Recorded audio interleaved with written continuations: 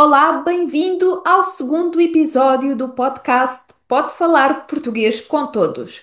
O podcast que lhe vai permitir aprender mais sobre gramática, vocabulário e cultura de Portugal para que possa efetivamente falar português com todos. O meu nome é Maria Inês Miranda, sou a fundadora e uma das professoras do Falar Português, escola online de português língua estrangeira, e neste podcast vou conduzi-lo ou conduzi-la por todas aquelas áreas, todas aquelas grandes questões que pode ter sobre a língua portuguesa e particularmente sobre a cultura de Portugal, porque eu sou portuguesa. Neste episódio do podcast, vamos tentar esclarecer todas as dúvidas que possa ter sobre as preposições para e por.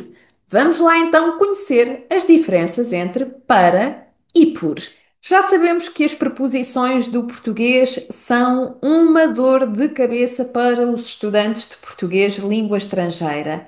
Mas estas duas criam grandes confusões. Muitas vezes os estudantes confundem a preposição para com a preposição por. Se é o seu caso, este episódio do podcast vai ser muito útil e pode complementar tudo aquilo que vai ouvir ou ver, se estiver a assistir no YouTube, com as atividades que encontra num e-book gratuito. Vai encontrar aqui na descrição do episódio um link a partir do qual vai poder descarregar esse e-book e nesse e-book encontra uma síntese de tudo aquilo de que vamos falar ao longo do episódio, além de ter também exercícios para praticar os usos destas duas preposições. Neste episódio vamos começar por olhar para a preposição para, precisamente. A preposição para tem quatro usos principais.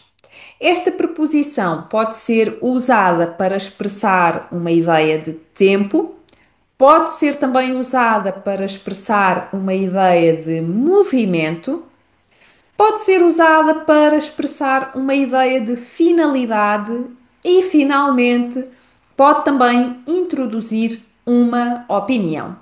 Vamos ver caso a caso como é que nós usamos a preposição para.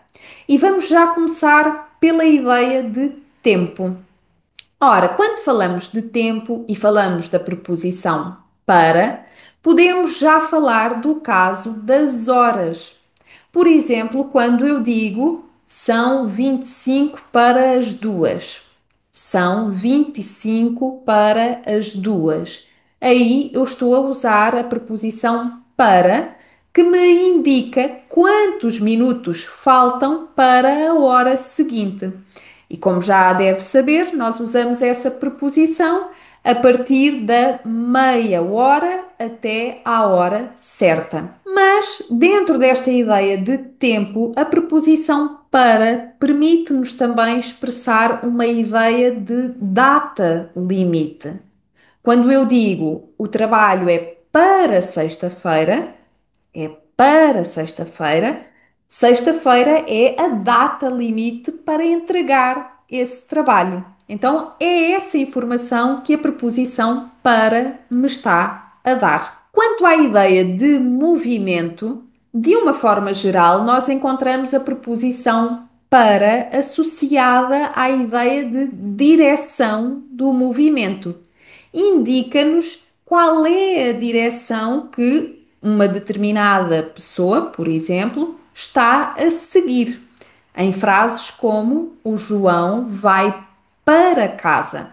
Então, isto significa que o João está a andar ou vai de carro na direção da sua casa. Como disse há pouco, a preposição para pode ainda indicar a finalidade de uma ação, o objetivo. Por exemplo, quando nós dizemos eu estou a fazer exercício físico para emagrecer. Emagrecer é o meu objetivo, é a minha finalidade ao fazer exercício físico.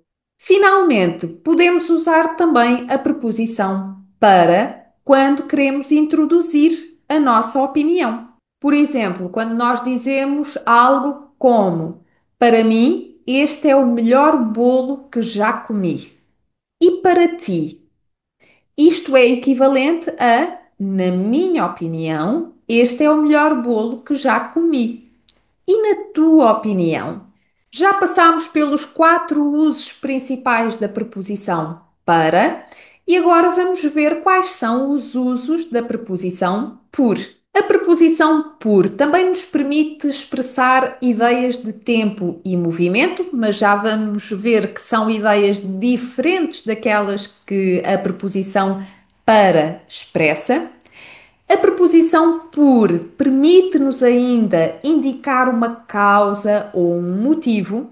Esta preposição pode também introduzir uma ideia de preferência, pode estar associada a uma ideia de troca e, finalmente, é também usada na voz passiva. Antes de avançarmos e de conhecermos melhor cada um destes usos da preposição por, é preciso não esquecer que, ao contrário da preposição para, a preposição por pode ser contraída com artigos definidos o, a, os, as. Então, de uma forma geral, nós não vamos encontrar na língua portuguesa por o, mas sim pelo. Nem vamos encontrar por a, mas sim pela. E o mesmo acontece com os plurais pelos, pelas. Vamos lá então ao primeiro uso da preposição por, com a ideia de tempo. Neste caso, quando falamos de tempo associado à preposição por, estamos a falar da ideia de tempo aproximado. Não estamos a falar de um uso da preposição por dentro do contexto das horas, nem estamos a falar de data limite. Então, eu posso usar esta preposição para dizer coisas como partimos pelas 3 da tarde. Isto significa que partimos mais ou menos às 3 da tarde. Não é uma hora fixa, não é um horário rígido. Quanto ao movimento, a preposição por não me está a dar uma ideia de direção do movimento, nem de destino do movimento. A preposição por indica um itinerário, um sítio, um caminho por onde passamos para chegarmos a um determinado destino. Então, podemos usar esta preposição para dizermos algo como: seguimos pela avenida principal, ou seja, para chegarmos ao nosso destino, vamos seguir esse caminho da avenida principal. Em relação ao tempo, a preposição por pode também indicar uma duração. Por exemplo, a duração das férias. Ficamos de férias por 2 semanas. E aqui a preposição por significa durante. Terceiro uso da preposição por, o uso associado à causa ou motivo. Quando nós queremos introduzir uma ideia de causa ou de motivo, não precisamos exclusivamente de usar, por exemplo, a conjunção porque. Em alternativa, podemos usar a preposição por associada a um infinitivo, por exemplo. Então eu posso dizer coisas como: Eu não fui trabalhar por estar doente, o que seria equivalente a: Eu não fui trabalhar porque estava doente. O quarto uso, com a ideia de preferência, muitas vezes pode ir de mãos dadas ou pode até confundir-se com o uso da preposição para com a ideia de opinião. Mas este uso da preferência, que nós podemos usar em frases como: Por mim, vamos ao cinema. E por ti? Na verdade, este uso é um uso muitas vezes feito em contextos de negociação. Por exemplo, neste caso, podemos imaginar que duas pessoas estão a tentar encontrar um plano para os seus tempos livres e estão a tentar decidir qual é a atividade. E uma delas diz que tem preferência por ir ao cinema. Por mim, vamos ao cinema. E por ti? Ou seja, qual é a tua preferência? É esta a ideia que podemos transmitir com este uso da preposição por. Quinto uso, e que se calhar não fica muito claro ou não ficou muito claro quando falei da ideia de troca, este uso está associado a preços. Por exemplo, quando vocês compram qualquer coisa e querem dizer qual foi o preço desse produto, vamos imaginar que é um produto. Nessa compra há uma troca de um produto por dinheiro. Então aí é nesse contexto que falamos da troca associada à preposição por, porque quando vamos falar do preço desse produto, ou até de um serviço, pode ser também, podemos associar a preposição por ao preço, dizendo qualquer coisa como comprei esta camisa por 20 euros. Comprei esta camisa por 20 euros. Então temos ali a preposição por associada ao preço do produto, neste caso, uma camisa. E finalmente chegamos ao último uso, o uso da preposição por na voz passiva. E às vezes vocês já provavelmente estudaram a voz passiva dentro dos conteúdos de gramática de português de língua estrangeira e já sabem que às vezes há uma tendência para usar aqui a preposição para, ou então, mais frequentemente, para usar em todos os contextos a preposição por na sua forma simples. Mas devem dar atenção aos usos ou aos contextos de uso das preposições contraídas. Pelo, pela, pelos, pelas.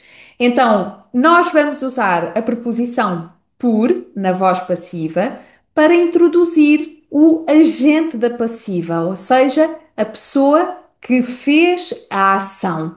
Quando nós dizemos, e esta é uma frase clássica de exemplo da voz passiva, o bolo foi comido pelo João, o João foi a pessoa que realizou a ação. Então, esse elemento da frase, na voz passiva, vai ser introduzido pela preposição por.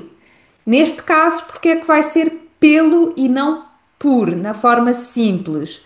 Porque, geralmente, e particularmente em português europeu, nós usamos o artigo definido o antes de um nome próprio masculino. Vamos imaginar que era um nome feminino, a Maria. Então nós diríamos: o bolo foi comido pela Maria. Não se esqueçam de que com nomes de pessoas ou de objetos, nós tipicamente usamos os artigos definidos, logo na voz passiva vamos dizer pelo, pela, pelos, pelas.